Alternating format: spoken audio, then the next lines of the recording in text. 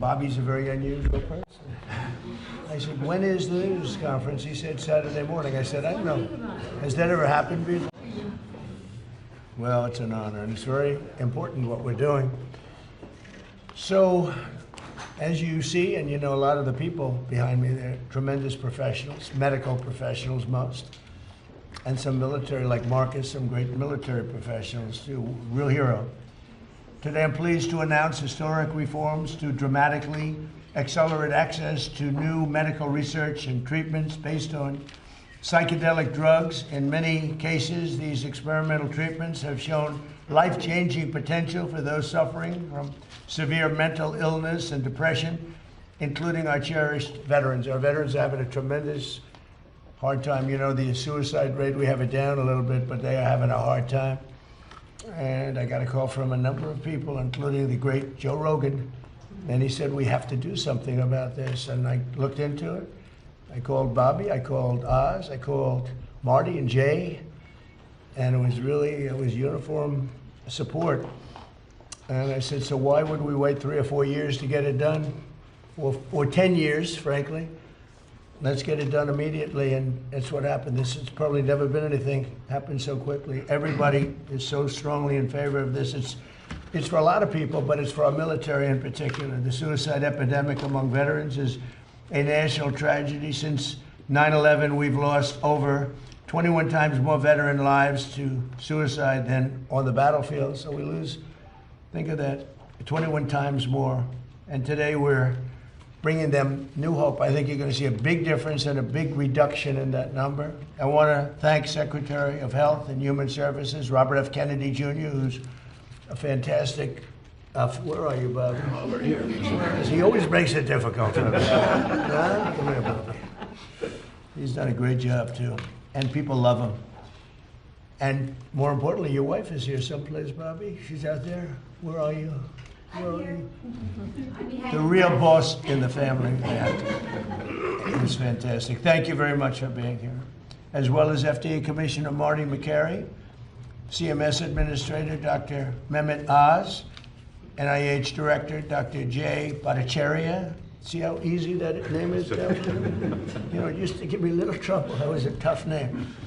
Congressman Morgan Luttrell, who's a friend of mine and he's a real war hero. He knows something that a lot of us will never find out about. Retired U.S. Navy SEAL Marcus Luttrell, the two of them. I don't know what's in your blood, fellas. You guys are good mom and dad, right? Mom and dad. Yeah, good somebody. Good to have you. Joe Rogan, who's a fantastic person. We did a little interview before the election. We had over 300 million people. And I said, oh man, I hope Kamala doesn't do it. And she didn't. He wanted her to do it, but she didn't. Someday Joe's going to explain why. I could tell you why. But along with many other, because she didn't want to, with many other veterans. And I just want to thank the people behind me are outstanding. It's an amazing group. The executive order I'm signing, we're actually signing the executive order today, is really a moment. It directs the FDA to expedite their review of certain psychedelics already designated as breakthrough therapy drugs. They're very much being discussed. It's one of the hottest things I think you're talking about, Oz, right? It's nothing. If these turn out to be as good as people are saying, it's going to have a tremendous impact on this country and other countries too. These treatments are currently in the advanced stages of clinical trials to ensure that they're both safe and effective for the American patients. And the nice part is we're actually doing this early, but it has been going on. Research has been going on for quite some time. But you know, usually with things like this, nothing ever happens, no matter how the research ends up. But we're changing that. This order will clear away unnecessary bureaucratic hurdles, improve data sharing among the FDA and the Department of Veterans Affairs, and facilitate fast rescheduling of any psychedelic drugs that become FDA approved. And we think many of them will go very quickly. And I have to say the most favored nations pricing that I established, has been knocking the cost of drugs down by 50, 60, 70, 80%. And I also want to thank you and Bobby for the great job you've done. It's incredible.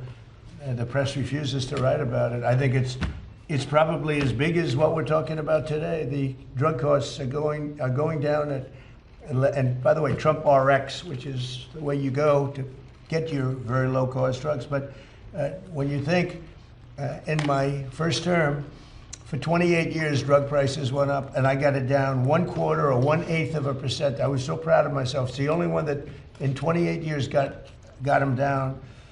And I had a news conference to explain how great I was. I said, I'm the greatest there ever was. I got it down 1/8 of a percent. Okay? I was very proud because it only went up. For 28 years, it went up. Now I got it down a little bit. And now I got it down 50%, 60%, 70% with these guys. So now I am, But nobody wants to write about it. But it doesn't matter because the people have found out and they're getting, we're the highest, we were the highest in the world by far. Sometimes would be 10 times higher than other countries. You'd buy a drug, I call it the fat pill or the fat drug. You'd buy it in London, you'd buy it for $10 for a pill, let's say, or a pill generally, but actually to be specific, London, $87, New York, $1,300. I said, how can that be possible? How can it be possible? $87. And actually a friend of mine called me up and he said, he's a very rich guy, and he happens to be on this Ozempic, I guess, at the time. And it was not working, by the way. The guy was extremely successful, but highly neurotic, got a lot of problems. I will not mention his name. He's begging me not to mention it because he's become quite famous. He's a big factor here. But he's very smart, very rich guy, very, very successful guy. And he said, hey, President, he used to call me Donnie. Now he calls me President, sign of respect. He said, I'm in London. I bought this stuff for $87. In New York, I pay $1,300. What's going on? I said, well, that's the way it is. We pay the highest prices in the world. And it sort of hit me that how ridiculous it is. Made, by the way, he checked it. He had a whole big research done on it because he couldn't believe it. Made in the same factory, same plant, everything was the same except the price. And now we are the lowest price. We are tied. In other words, whatever the lowest price in the world is, that's the price we pay. That's a tremendous difference. So we'll be paying, they go up a little bit. So the 87 will go like to 120 and we'll go down from 1,300 to 120. So we'll have these massive price cuts and they've already started. And I think it's one of the biggest things, but unfortunately the press doesn't like to talk about it. But because if I were a Democrat, it would be headlines all over the place. But so I do that. That's why I like live television, actually. It's great because you can't do any cutting. But we're so honored by that, and that's going to have a huge impact on this also, because the pricing, not only is it important, but the pricing is going good. And you're going to get the rescheduling done, right, please? Sure. So will you get the rescheduling done, please? Joe, they're slow walking me on rescheduling. Okay, you're going to get it done, right? In 2024 study from Stanford University, 30 special operation veterans with traumatic brain injuries underwent, it's called ibogaine treatment. Ibogaine. Remember the name. Is that pronounced relatively properly, would you say? Yes. I don't want to get it wrong. Ibogaine, because it's so important, and experienced an 80 to 90% reduction in symptoms of depression and anxiety within 1 month. Can I have some, please? I'll take some. I'll take whatever it takes. I don't have time to be depressed. If you stay busy enough, maybe that works too. That's what I do. In Texas, Republican leaders have already committed $50 million to the ibogaine research, and today the federal government is making a $50 million research investment in its own, and so that was just approved just last night. We're also opening a pathway for ibogaine to be administered to desperately ill patients under the right to try law. That's a law that I started and I got, right to try. Very proud of that. That was done in my first term, and I used to marvel at the fact that people that were terminally ill could not get a drug. They're terminally ill, they're going to die, and the FDA, right, Marty? That's right. Jay? The FDA was protecting them from dying, but they're going to die. And so we have these incredible drugs, and They may work and they may not work, but we wouldn't let anybody get them because they were bad for your health. But these are people that were going to die. And it never made sense to me. So one of the first things I did early in my term, and it was very tough to get, actually, hard to believe. It was very tough with Congress, but they came through, the Republicans came through. And we have something called Right to Try, and we've saved thousands and thousands of lives. That's if you're terminally ill or very ill, and there is a new drug that is not available because it's going through the process of the FDA, and Marty's cut that process down by 50%. We're down, it used to take 12 years, and now we have it down to 5 or 6 years, and it's one of the most important things that you can do. But if you're terminally ill, and there's a new drug that may work or may not work, but it hasn't been approved yet, you sign a document, and you're not going to hold the country liable. You're not going to hold the drug companies or the insurance companies or anybody liable, and you have the right to try. And what it's done, and nobody wanted it, the insurance companies hated it, even the doctors, they were all afraid of it because they didn't want to be sued. But I took all of the liability out of it. You sign a document, you're not going to sue the doctor, you're not going to sue the hospital, you're not going to sue anybody, including the country. And everybody signs it like immediately. And we have tens of thousands of people on this, and we've saved thousands and thousands of lives. And what it has done, we never thought of it so much as, but what it has done is in some cases these drugs are working so good, it literally cures people that were terminally ill. But it's one of the things I'm most proud. I'm proud of a lot of things we've done, but that's one of the things we're most proud of, Right to Try. But I've always believed in ensuring that the American patients have access to breakthrough treatments and therapies with love for our veterans. And I have a real love for our veterans. I was with a group yesterday. It's incredible what they've gone through. And care for American patients. Today's order will ensure that people suffering from debilitating symptoms might finally have a chance to reclaim their lives and lead a happier life. You know, just lead a happier life.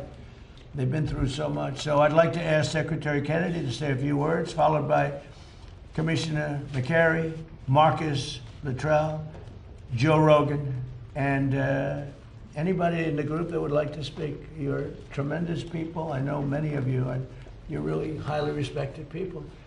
And the Luttrell family is well represented, but I don't mind having both Luttrells.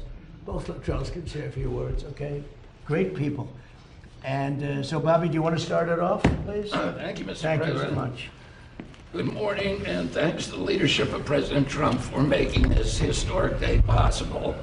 Under the executive order, HHS will accelerate research, approval, and access to new mental health treatments, including psychedelic therapies such as Ibogaine.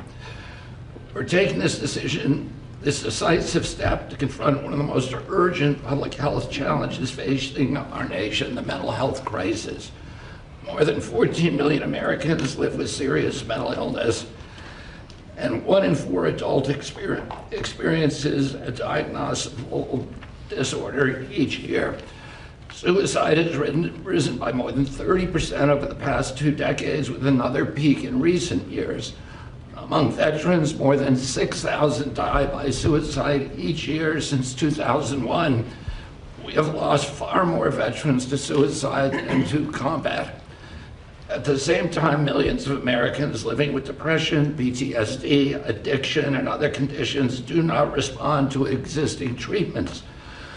We owe it to our warfighters and veterans to turn over every stone to alleviate the emotional and mental health blowback from their deployments. It's disturbing to me and to the President that hundreds, in fact thousands of veterans are having to travel to Mexico or other countries to experiment with interventions that hold great promise, but for which our knowledge is still insufficient.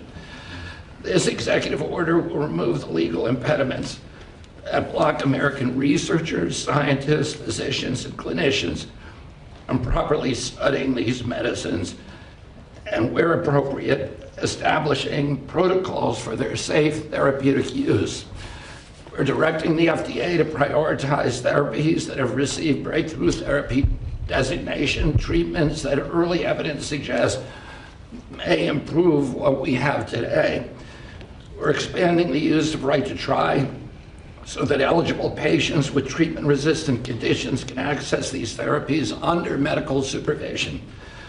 We're also coordinating with the DEA and the Department of Justice to begin rescheduling reviews after successful phase 3 trials.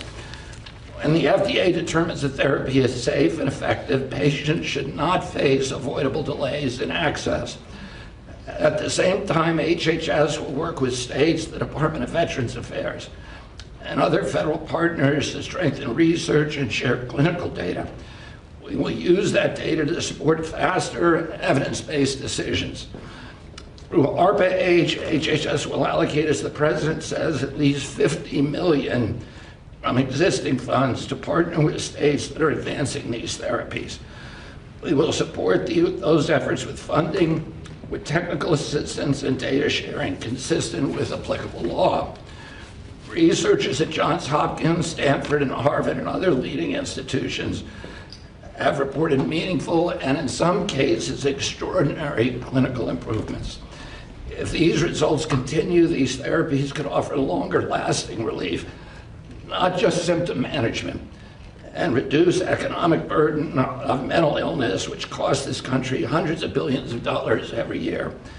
This policy creates a strict, science-based pathway for FDA approval and controlled medical use. The bottom line is progress in mental health treatment has not matched the scale of the problem. I want to thank Joe Rogan for helping bring national attention to innovative, potentially life-saving treatments for veterans and others living with mental illness, and for pushing this conversation into the mainstream. I also want to thank Representative Morgan Luttrell from Texas and former Navy SEAL Marcus Luttrell for their leadership on this issue. I also want to thank the CEO of Americans for Ibogaine, Brian Hubbard, and the organization's ambassador, former Navy SEAL Henry Berkowitz, and former SEAL Team 6, Rob O'Neill. I want to thank a couple of people for getting this record time across the finish line, Callie Means and Dr. Heidi Overton. Thank you, Heidi, for your leadership and for your attention to detail, which is often frustrating. I'm always right, so thank you, and thank you above all, Mr. President. Thank you very much, Bobby. And you're fantastic. Bobby's really done an amazing job. You know, MAHA, it's a big deal. And I want to thank you. You work so hard, Oz and everybody up here. And I just want to thank you. Great job. And he's somewhat outside of the box, would you say? And that we need outside of the box a little bit, right? Would you say, Oz? Marty, please. Great. Thank you, Mr. President. Next week, the FDA will issue 3 national priority vouchers for serotonin 2A agonists, also known as psychedelics. Under this new program, in this administration, drugs can get approved in weeks, not a year or a year plus, but in weeks, if they are in line with our national priorities. We have 18 vouchers in the program. We'll be adding 3 more next week. This is an unmet public health need, and there are potentially promising treatments. That's why there's a sense of urgency around this. That's why we're doing it now. The applications are about to come in, so this is the natural, perfect timing for this announcement. For many men and women, they have been fighting battles on the ground. But even after the wars are over, those battles continue in their mind. Now, there are a lot of medications in medicine where we don't know exactly how it works, but we see profound results. If we actually listen to those who experience the therapeutic value, we can learn as a medical field. We just have to listen. The stories of those individuals with dramatic results, that is data. That is scientific data, even from a single individual. We also have randomized controlled trials. And we have to do that because we need to be able to say there's good support when we recommend these therapeutics. If you look at those trials, there's a 30 to 40% remission rate for conditions like PTSD. Otherwise, we got nothing. We have almost nothing for these conditions. And today, the FDA is also announcing the first Ibogaine investigational new drug clearance. This will pave the way for the first and ever human trials in the United States. To be clear, the FDA will also have criteria and circumstances that have to be used to administer these drugs. These drugs can have side effects, and so it's not like you go to the pharmacy and pick it up. It's like medications that are administered in an ICU or an operating room. There are criteria for doing it in a controlled setting. Finally, given the urgency of today's mental health crisis, I just want to thank you, Mr. President, and say the FDA is proud to support this broader effort to evaluate new therapeutics for some of the greatest Americans we have in this country. Thank you very much. Thank you, Mr. You're doing a great job, too. Appreciate it. Marcus? Yes, sir. To start off, Mr. President, thank you so much for having us in here and doing this. You're going to save a lot of lives with it. I'd like to say how grateful I am to have had the opportunity to go through the program and receive the Ibogaine. It absolutely changed my life for the better. I went through a lot of the programs that the veterans are going through, and I always kind of felt like I was a victim coming out of the program. When I came out of this, I felt like I had gotten my life back. That was 5 years ago. I literally lived the best days of my life every single day.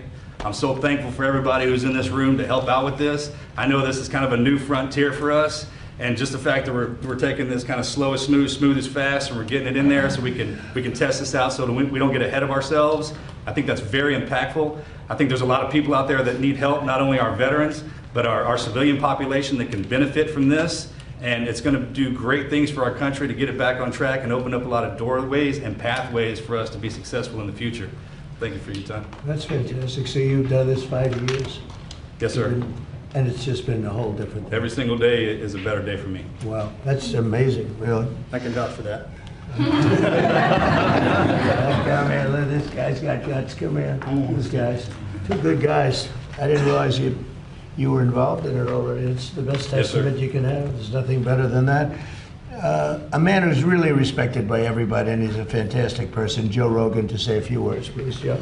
Well, I want to say that I'm here because of the man to my left. Brian Hubbard and former Texas Governor Rick Perry came on my podcast. They told me how impactful this medicine is. And having that conversation with them, millions of people got a chance to hear their story, hear the stories of all the different people that have had life-changing experiences from it. And I want Brian to be able to speak about this. Good. Brian, please. Thank you, sir. I heard that, Joe. You have no trouble speaking. He's got no trouble speaking. I want to assure you that my presence here is the most concrete affirmation that God has a wonderful sense of humor. Thank you. Thank you. Federal prohibition of psychedelic medicine in America is over. On the 250th year, on the 250th year of our nation's founding, everyone who has fought for this day through decades of monumental struggle, sacrifice, and suffering can now declare a seminal victory for life, liberty, and the pursuit of happiness. Rights we bear as images of our eternal Creator, whose essence is almighty, eternal, unconditional love for each and every one of us. This is the end of the beginning. We have moved mountains, yet there are mountains to move. Government systems which have relentlessly suppressed psychedelics are the same systems which will now manage their emergence. We dare not let our guard down for 1 second and be hair trigger ready to impose accountability for incompetence, obstruction, or failure. Credit belongs where credit is due. With this executive order, President Trump has delivered an epic victory for all humanity. I thank him for having the courage to make this happen, and my mission brother, Joe Rogan, for having the spine to make the ask. To our brothers and sisters in Gabon, you have our deepest gratitude for your stewardship of the sacred tree grown for the healing of nations. I will do my best to deliver the respect and honor you deserve for helping heal this nation. It is my joy to deliver these good tidings unto the meek, which will hopefully bind up the brokenhearted, proclaim liberty to the captives, and the opening of the prison to all who are bound. God bless you, and God bless America. Thank you. Brother.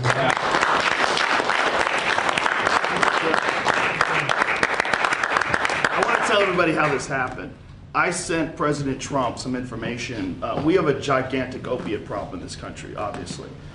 In 2024, more than 80,000 people died of overdoses. It's a horrible number. And there's more than 5 million people that are addicted to opiates right now in this country. With 1 dose of Ibogaine, more than 80% of people are free of that addiction. With 2 doses, it's more than 90%. I sent him that information. The text message came back, sounds great. Do you want FDA approval? Let's do it. It was literally that quick. These drugs are illegal not because they're harmful. They're illegal because of the 1970 Controlled Substances Act that was passed by the Richard Nixon administration. They did it to target the civil rights movement and the anti-war movement. It's not because these drugs harm people. And for 56 years, we've lived under those terrible conditions. We're free of that now. We're free of that now. Thanks to all these people that you see next to me, and thanks to President Trump. I want to thank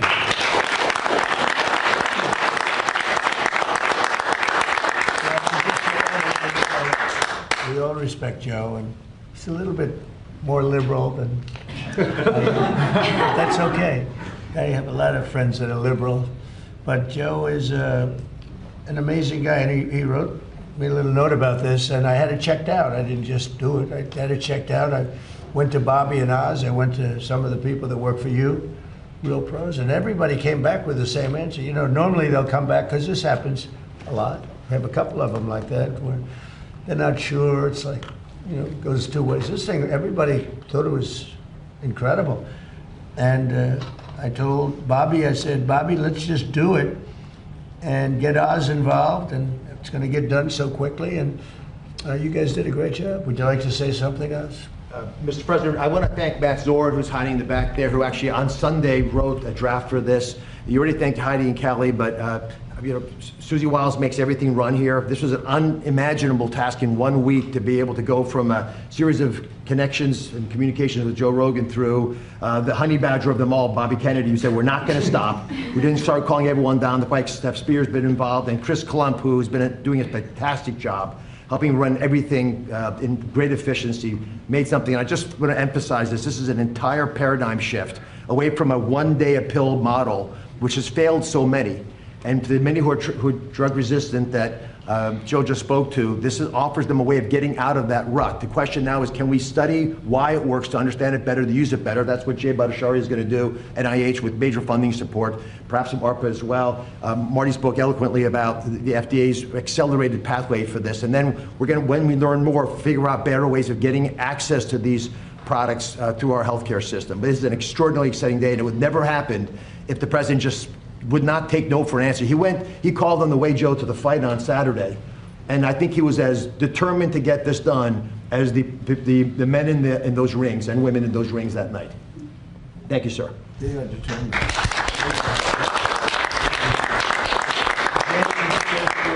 Yeah, I want to thank Professor Nolan Williams. When I was a professor at Stanford, I got to know him, and he taught me about Ibogaine and all the promise that it has for treatment-resistant depression and so many other conditions. Frankly, for me, I learned a lot. Unfortunately, he passed away last year. I want to thank this amazing team that just moved heaven and earth to get things done. I do want to emphasize this is something that we're still studying, and we have to keep studying. We have to figure out the right way to like make sure we administer it, that it's safe, that we don't just take it for granted. We already know everything, because we don't. And for the NIH and for ARPA-H, we are absolutely committed to making sure that we keep studying it, keep getting the best gold standard science on it. You see here Nora Volkow, who's my National Institute of Drug Abuse director. She's been an absolute hero in just developing scientific, so the commitment for American science to focus on this, and in many ways, it's that scientific advance that brought us to this moment. So thank you, President Trump. But if it's good, we want to get it fully approved fast, right? I mean, for the things that have great evidence, and that's what Because, you know, these studies, they go on for a long time, and if it's good, I mean, I have a witness right here, these two incredible brothers, that to me is a study, right?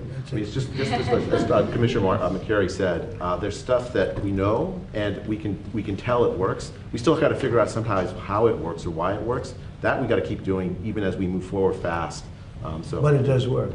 Some of those, I mean, absolutely, some of those treatments absolutely work. You can see the testament here. Yeah. I'm trying to get the answer, because it either works or it doesn't. I would think that there's been a lot of research already, indirect research, maybe the ultimate research, people that have taken it, because I've spoken to people that have taken it, aside from the trail, both of them. I've spoken to 5 people that Mr. President, works. that had big problems. I've done it 3 times. Yeah, It works. please. It fixed my demonic This relationship. is Rob O'Neill, who's a friend of mine and a great guy. Go ahead. It fixed my demonic relationship with alcohol. It saved my life, and then it saved my wife. So every day is a blessing. It took about 3 years of. I did it 3 times. It's a different adventure every time. It's not fun. So without it, you would have had problems. I did it with. There was a Green Beret, 28-year sergeant major, that told me when we finished, make sure you tell Amber Capone, the CEO of Veterans Exploring Treatment Solutions, that she saved my life because I was going to kill myself next week. This was my last chance. I had a 28-year veteran tell me that. This works. Okay, good. Mr. President, Yes. would you ask Marcus to speak about his experience? Thank you, Secretary. Yeah, Mr. President, what Rob O'Neill's talking about, my wife Amber Capone is the CEO of our charity VETS, Veterans Exploring Treatment Solutions. We had prayed for this day to come 10 years ago when we started the charity. We've been sending veterans outside the country, Joe, that you've been talking about for years, several thousand now, and we said the mission will end once this day happens, so we believe this is a huge step in maybe that the mission goes away and now we have affordable access right here in the U.S. Why didn't they get it done? We're getting it done, right? You're getting it done. Yeah, but why yet other presidents looking at it, right? Why didn't they get it I done? think we needed you. That's my job. I can answer that question, sir, if you want. Go ahead, please. There's a small group of us in the House that have been trying to move legislation since I showed up. Mr. Correa, Mr. Bergman, Mr. McCall, Mr. Crenshaw, every year have tried to move legislation. That side of the room is not going to like what I have to say about this. And every year it has all fallen short. Every year it has all fallen short. And it's because of the proverbial roadblocks that are always in the way. Right, that's right. Okay, fair assessment. But those members and myself were convicted never to give up, ever. And with this executive order, I'm going to maintain composure, Mr. President. With this executive order, you have broken down those barriers and allowed us, I have all the faith in the world that this will codify and remain forever. So thank you very much for taking care of your service members and your veterans and giving the members that have been working on this for so long a chance. Thank you, sir. Well, this, when I sign this does solve it for the 3-year, but we'll get that codified very easily. Absolutely. Thank Once I sign it, we get them codified, so we'll make it permanent. I have no doubt it's going to be working. Would anybody else like to say something? These 2 women are so talented. Well, I love an executive order that says research, research, research, because it's ultimately what guides us onto how to optimally do things. And I think that this is what hopefully will start to happen and bringing up change in a system that has been very difficult to modify because of prior experiences. These drugs have unique characteristics that could actually, if we don't investigate them, can bring us into potential applications that currently we're not thinking about. But if we close the door to science, if we close the door to data, we'll just keep on doing the same thing again and again. Do you think the door was closed? It was hard. Yes. It was hard to do research. It's very, very hard. And it's actually just by scheduling as a one, it makes it very So difficult. this is a big move then. It's going to have It will facilitate bigger than research. just this one thing that we're talking about. That's good. That's good. I'm glad we didn't waste a Saturday morning. Unusual, huh? Please. Yes, Mr. President, this is a much needed, bold move for precision mental health for our veterans and others, and accelerates access to personalized, targeted treatments. As you have heard, many veterans and others experiencing mental health disorders, they go through up to years of trial and error, trying one treatment that doesn't work, trying another and not knowing why. My work at Stanford and with my colleagues is to develop brain-based tests that can be measured right now in our VA and other locations that help us understand why these new treatments work and who they'll be most effective for. So with your mandate, we are in a position to really accelerate saving lives of many more people and getting them well sooner. And I believe that with this, the United States will be the first country in the world to treat mental health like we do cancer and like we do many other chronic mental illnesses. We know the world is...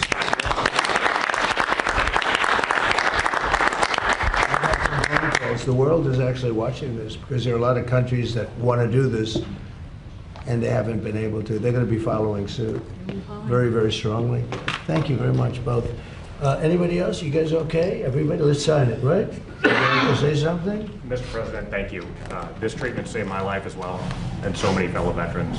Helped me get off opiates, stop using a nerve stimulator I had implanted, sleep for the first time in over 10 years. Wow. So thank you. And you have no doubt, right? Zero. Wow. That's, to me, that's the best research of all, frankly. Absolutely. Okay, it's my honor.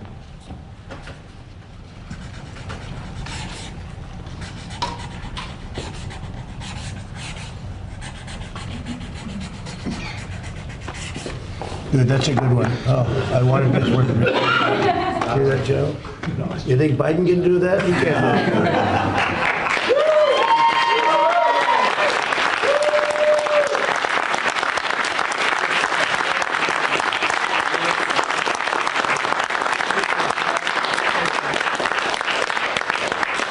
Do you have any questions of the folks? And I think we'll keep it on the subject pretty much. You'll have some questions on Iran, I know that, but this is such an important subject that I'd rather let this just speak for itself.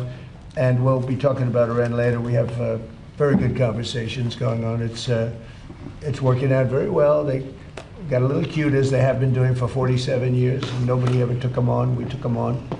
They have no Navy. They have no Air Force. They have no leaders. They have no nothing. Actually, their leaders are, it is regime change. You call that enforced regime change, but we're talking to them. They wanted to close up the strait again, you know, as they've been doing for years, and they can't blackmail us.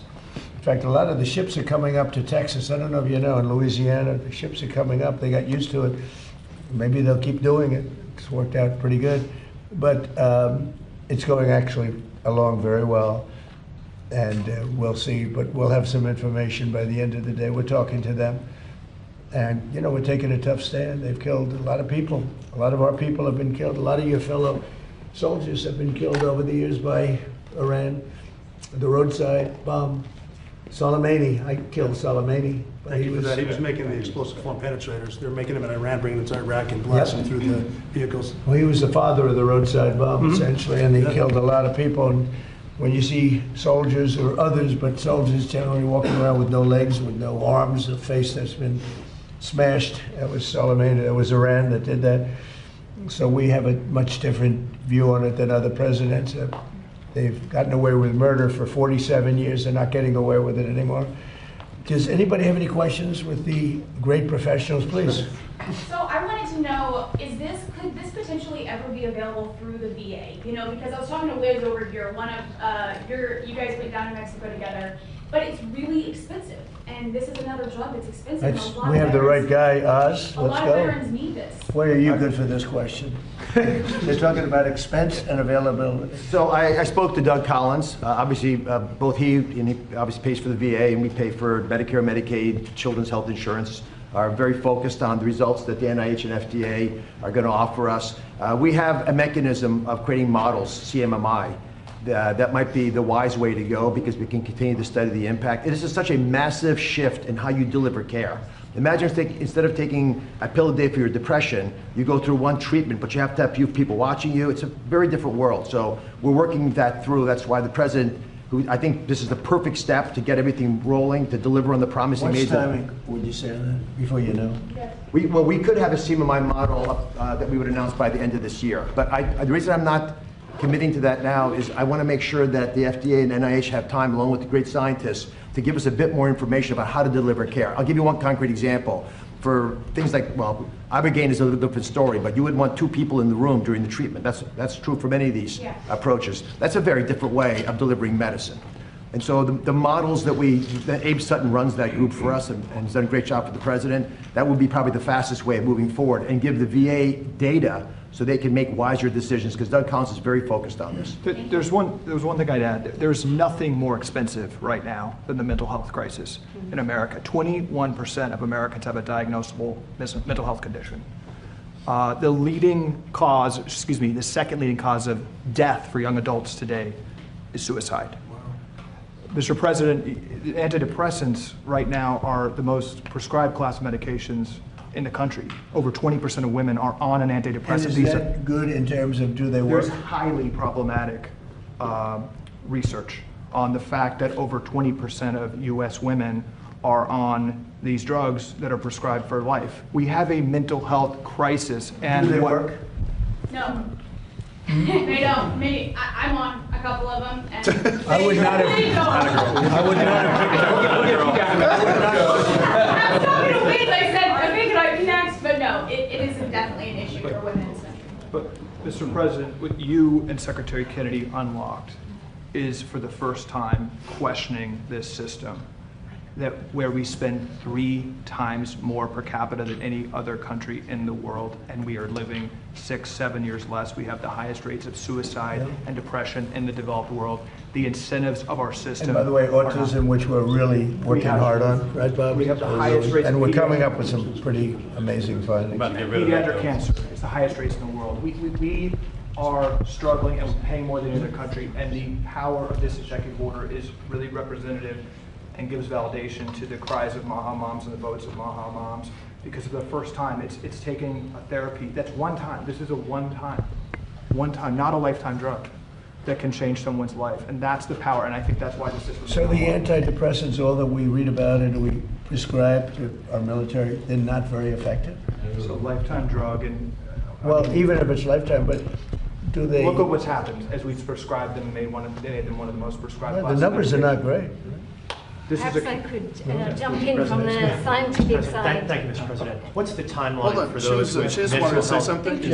Oh, I'm sorry. I think what's really important about your order is we really want to understand why these rapid-acting treatments work. We need that for every treatment in mental health illnesses. Standard antidepressants in research, they do work for some people, but certainly not everyone. And if we think of cancer, all other conditions, we have a test to know which treatment is needed, and we don't have that for mental illness. It's guesswork. This is tough. So with that, it either works or it doesn't work, and you have the result. And so with this, you don't as know. part of this order, I think it's really important that we're able to have the investment to understand who does this work for, and the test to accompany that. So thank you for making that. Do you think this possible. can be a big step above antidepressants, what we're doing? I think it can be identifying who doesn't respond to an antidepressant straight away, rather than waiting for years.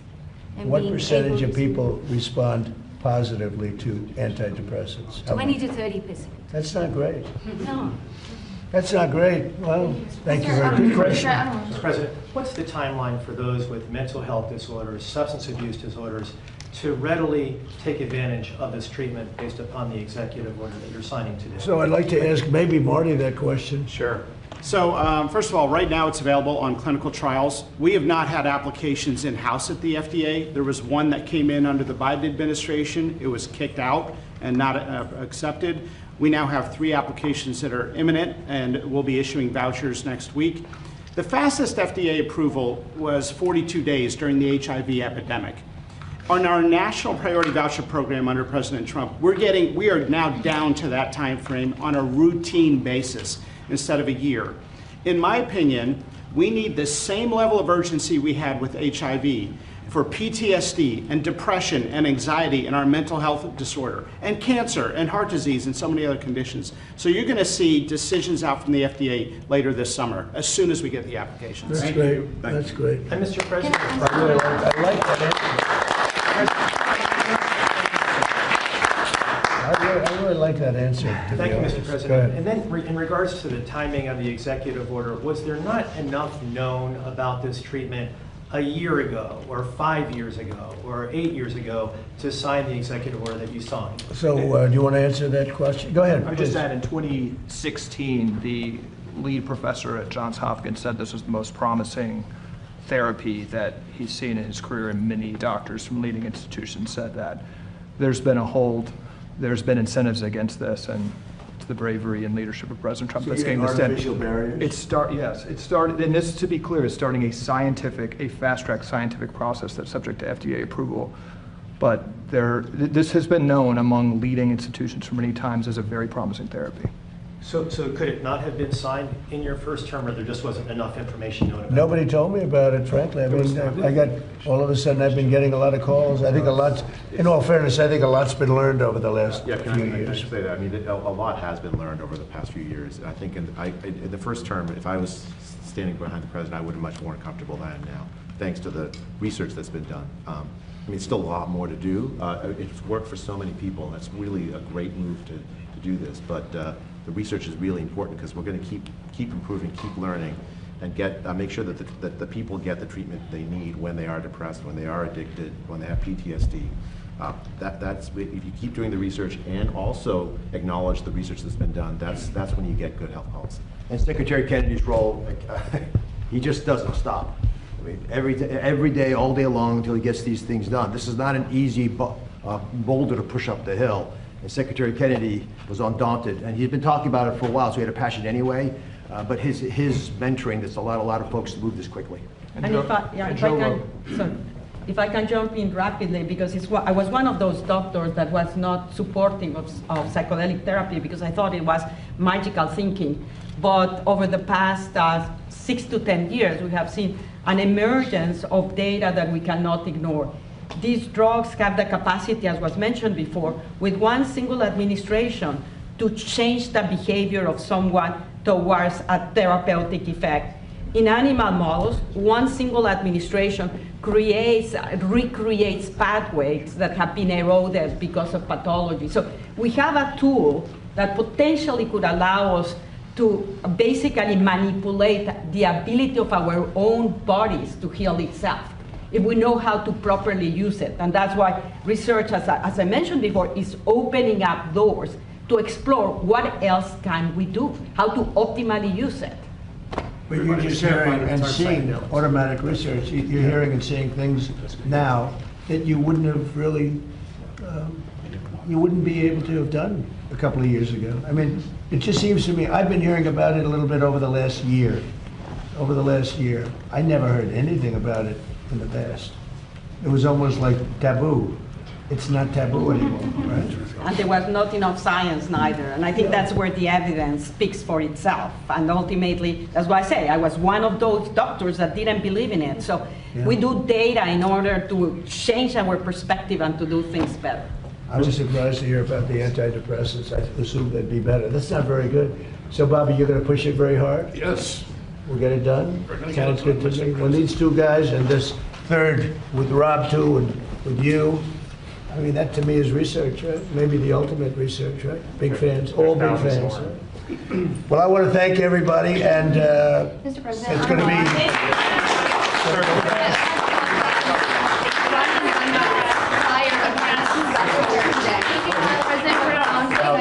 Thank you very much, everybody. Thank you, guys. Would you ever fire the president?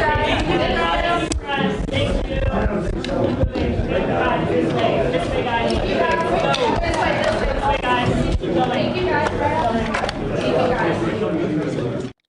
All right, so now we know why he flew back from Arizona late last night to go directly to the White House and not down here to South Florida to Mar-a-Lago, as people are having a problem because sometimes they say Mar-a-Lago, tomato, tomato, whatever. Anyway, thank you for joining me on a early Saturday morning. I had to forego my massage, but it was worth it.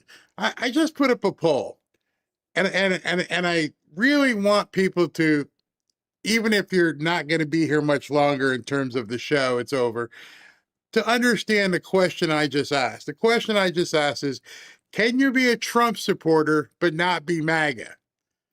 And it's a trick question. And right now, 54% of people say you cannot be a Trump supporter and not be MAGA. That's a problem. That is a 100% problem.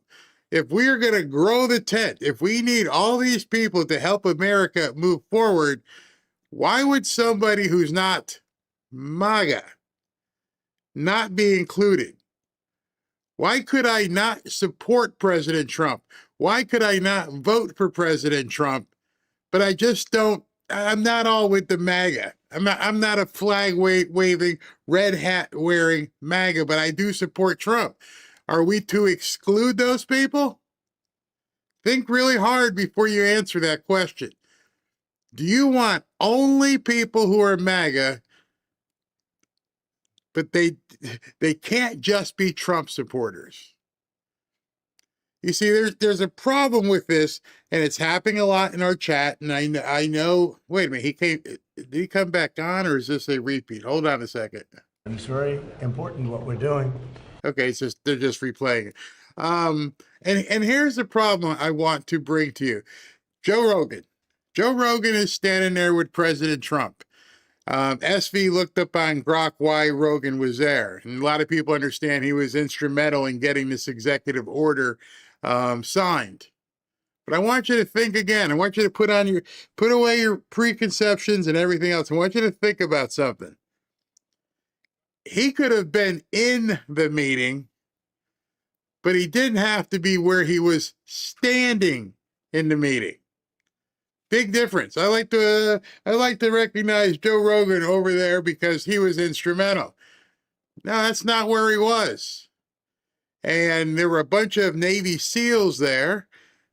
There were probably, I counted 4 Navy SEALs, RFK Jr., Marty McCary, Dr. Oz, in the cabinet. So you got SEALs and you got cabinet members. So I'm going to bring up a term that many of you may know, but there may be some women who don't know. What does it mean?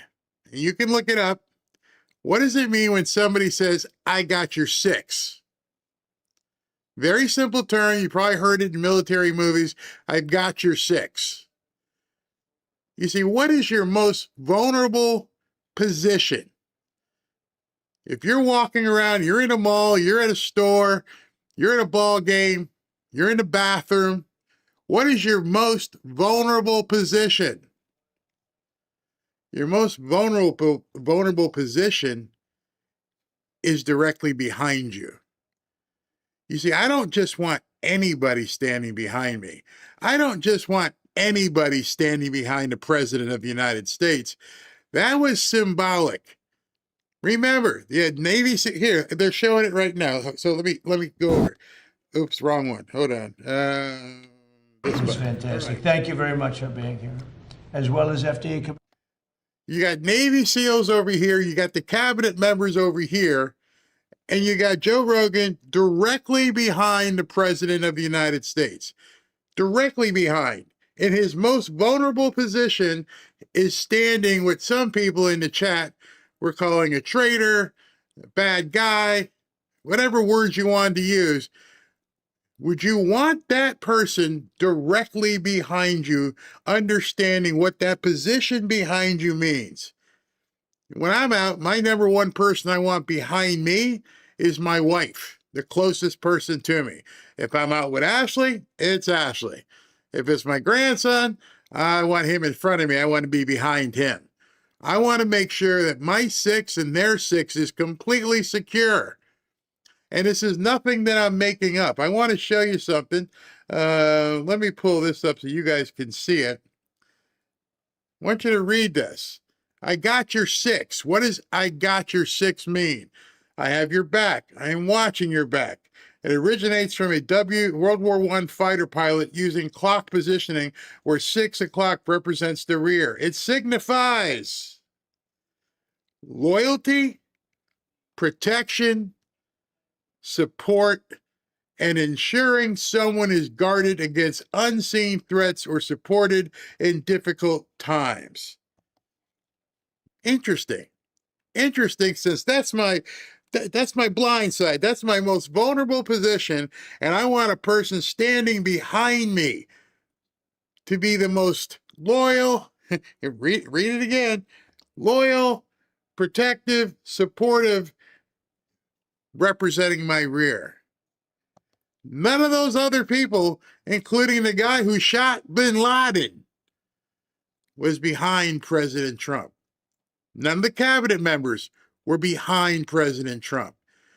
Am I reading too much into this? Nope, because I know this man takes nothing for granted. He understands positioning. He understands messaging. He understands, I want this guy directly behind me. Why? I don't know. See, that's the mystery. And all the people complaining about Joe Rogan, I didn't vote for any one of you. I don't care if you trust Joe Rogan. I don't care if you think he's a traitor. I don't care if you think he's not a patriot. I don't care if you think he's not MAGA, because somebody just showed you that he does. See, the guy I voted for said, I want him right here. I want him at my 6. Make sure he's standing right effing there so everybody can see. That's the only message I'm taking. I don't care about people in chat. I don't care about people being upset. Go away. Go find Alex Jones's page, Candace Owens. Go ahead, share your insanity. And I'm not saying your thoughts and your opinions are your insanity, but what I'm saying is if you're watching like I did, and you're like, wait a second, did he really put Joe Rogan directly behind him? After everything Joe Rogan has said, that's the guy you want standing behind you? Not Rob, who shot bin Laden, not the Luttrell brothers? You want to put him in the center? Then that tells me you're telling me something. And that makes me have to go, well, I have to adjust my opinion. I guess we're watching a movie and then we're not paying attention to the most important part of the movie. The part of the movie where he tells you what's going on. And I think that's what a lot of people miss because they're so caught up in opinions and all these other things, what gets said on a podcast. But when it actually comes to the scene in the movie where the guy who was being, the object of what Rogan was talking about, sitting right there going, that's my buddy. And sometimes, we don't get along, but he's got my 6. I've been married 33 years come July, 33 years. And over those 33 years, Robin will probably tell you, she's not in the chat right now, but she would tell you, he's not the nicest guy all the time. She would say, yeah, he's been quite the dickhead. And she would say, he has said things to me that have just pissed me off, things that have hurt me. Things that have made me go, what am I doing with this guy? But as I said yesterday about Ashley and me not going to Washington, if I'm sitting here and she said, I need you, boom, done, gone. And if she heard me say, hey, honey, help, boom, she's right here. She's got my 6. No matter what I've said over 33 years, no matter what I've done over 33 years, she's still my rock. And I'm pretty sure she considers me her rock. Because that's what relationships are. They're not all straight lined. I remember going to see a pastor one time, and he goes, you know what success is? Success is putting together two parallel lines and putting guardrails on those lines, and it's not going straight up the middle. It's bouncing off the sides, but still moving forward. Draw that on a piece of paper and draw a line and say if every relationship you've ever had, even the relationships that you cherish, and see if it's always been a straight line straight ahead, or if you bounced off the guardrails as you've moved forward. But at the same time, guys and ladies, you know there's somebody that if you pick up the phone, no matter what, I need your help. They're there. He made it a point to say a couple times, yeah, Joe calls me, he texts me, he said, I need you to do this. Wait, they're talking. I don't talk to people who I'm pissed off at. I don't talk to people who have badmouthed me. I don't talk to people that hate my guts. Maybe I cherish somebody who's going to tell me the truth. You know, you need to listen. Wait, I'm not throwing the phone. That's somebody looking out for me. I don't think you should have done that. I don't think you should have said that. I'll tell you about me. Robin said, hey, listen, you're going to have to put a quarter bottle on your desk. Every time you say a bad word, you're going to put quarter in it, like you did to your kids. And she's like, stop swearing. I'm like, all right, I'll stop. Can I use illusions? Can I say STFU? Can I say frig? She goes, you can say that. Just don't say bad words. All right. See, that's somebody critiquing me, telling me I need to do something different. I don't like what you did with Iran. I don't like what you did with immigration and ICE. I don't like, but I got your back. I'm right there. That's what you have to look. Well, you don't have to do anything. That's what I look at. I look at it that there's two grown men who have had disagreements about this or that, but at the bottom line comes, I'm right here for you. And I hope that gives you a little insight into, I don't know, alpha males.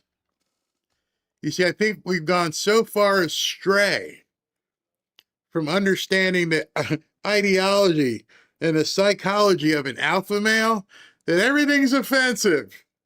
I can't believe he insulted me. Alpha males don't get insulted.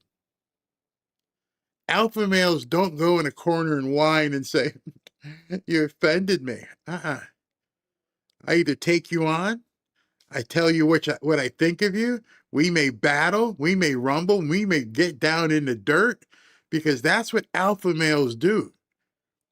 Because that's how you earn the position of being on my six. I can't put you back here if I don't know you can do battle.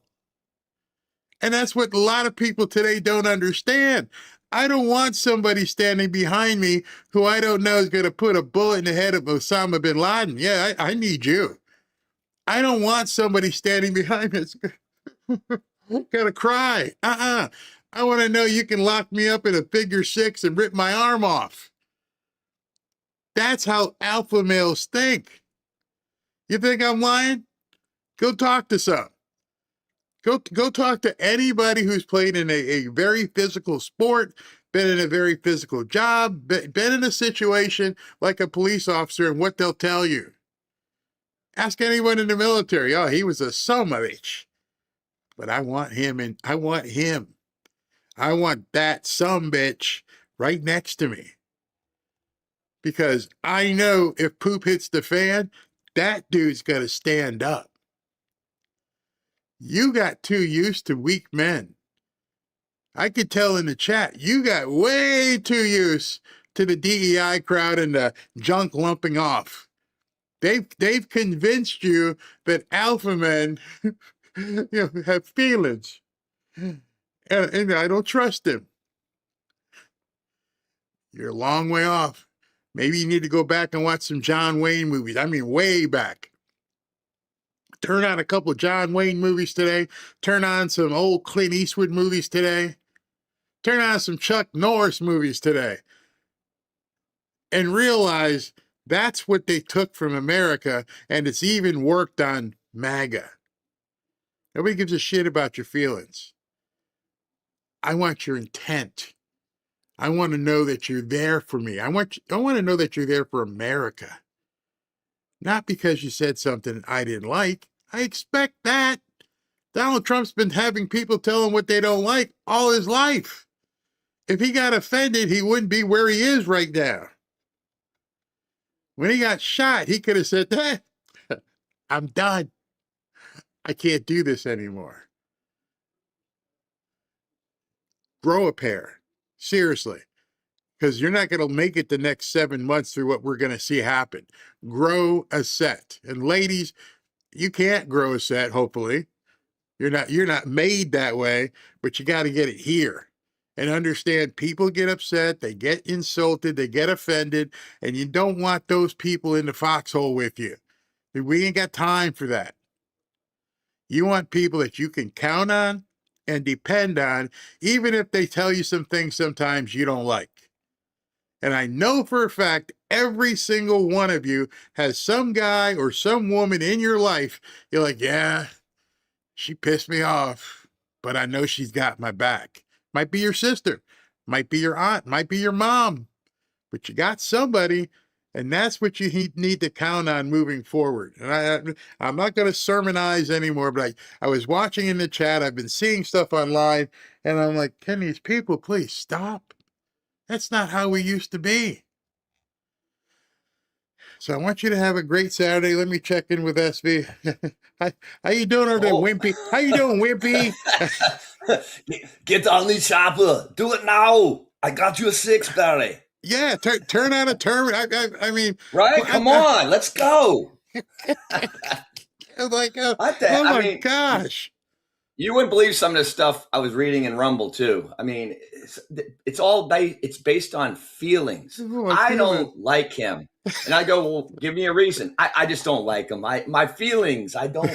How about doing some research and coming up with facts why? Like you said, I don't mind a good argument, but like saying I don't like somebody because I just don't feel it doesn't make any sense. It's never been that way with me. There's some guys I hated, but I know that, poop comes to shove, they're right there. I mean, some of them were too much right there. Oh, let's take them on. No. We don't have to go start a bar fight here, okay? He looked at you sideways. You've met those kind of people, haven't you? Absolutely. They're ready to go like that. Like, hey, you got to calm them down. Hey, wait a second, man. Let's have another beer and chill out. Well, I don't like what he said. It's all right. We'll let it go. But at the same time, they need some of those. Yeah, they need some of those psychedelic drugs that he's going to approve. Hey, I do have something for you real quick. It just came out. So, Iran is saber rattling again. So apparently Iran just came out 6 minutes ago.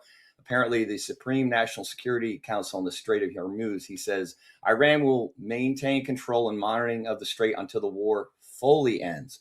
Vessels must provide full information and receive clearance according to Iran's regulations. Passage will be subject to security, safety, and environmental protection requirements and costs. Any disruption or blockade attempts will be treated as a violation of the ceasefire. Iran will prevent even limited reopening if the enemy continues hostile maritime action. So they're doing a little saber rattling. I'm sure Trump's going to say, yeah, okay. I like what he said. What did he say? They're getting cute. I like that. Yeah. Oh, that's cute. Okay. Slap him on the head like Benny Hill. Come here. Come over here. You're okay. Yeah. What was that movie? Stand-up comedian routine with Eddie Murphy when he talked about Richard Pryor, first time he met some mob guys. And I'm not going to do this. Oh, yeah, you're funny, dude. Yeah. You're funny. Yeah, you're funny. He's cute. Oh, man. And sure enough, he's like, he didn't seem worried whatsoever. He's like, they're being cute. We'll take care of it. Yeah. But what it does is, again, the media immediately jumps. Jumps all over it. So they're going to call him the usual taco as usual. Yeah. So I'm going to go have some lunch here and then actually late breakfast. And I'll look at doing a show tonight, the normal show tonight, sometime around 5:30, 6 o'clock or so. So everybody have a great day out there. And let it go. Find out. If you haven't found out, go find out who you got in your 6. It's a term that a lot of guys used to, we all knew about. I got your 6. We go out to clubs. I got your 6 tonight. Don't worry about it. Just It turned from Go out 6. and touch some grass too. Yeah, Go out and really. touch some grass. Enjoy life while you can. Absolutely. All right. So I All will right, Barry. see you guys hopefully tonight. Relax. It's all good. Trump's got this. Bye. See you later. Oh, wait a minute. I didn't even look. I don't know. Super chats. Oh yeah. All right. So I don't know if there are any in here. Usually don't do much during the early morning shows, but if there's even one, I want to make sure that people are acknowledged. 1 second here. Okay, I called it. Oh, there's a couple here. All right, so let me move that window over. Chiosop with a couple here. Forgiveness is a powerful thing. Some people who have burned President Trump have been forgiven by him, and that solidifies their bond even more. Exactly. Chiosop, Jesus forgave them, for they know not what they did. Trump forgives them because they don't know the whole plan behind the scenes until it comes out. You're absolutely right. You're absolutely right. And, forgiveness, as far as I'm concerned, is always based upon somebody requesting it. When a lot of people think, oh, are you going to forgive them? With Trump, I don't even think it's a thought. I think if you went to him, like, what did Joe say? Yeah, whatever. Okay, have him come on. I don't think it means that much. He's impervious to some of the stuff that you see. Remember, this guy's been a New York City billionaire all the way back in the 80s. People were talking crap about him all over the place. There is no way he could have been who he is today. There's no way he could have been who he was back then if he listened to people complain. There's no possible way. And so there's no way he's going to listen to it now at 78 years old when he didn't listen to it back then. All right, have a good day. We'll see you guys later.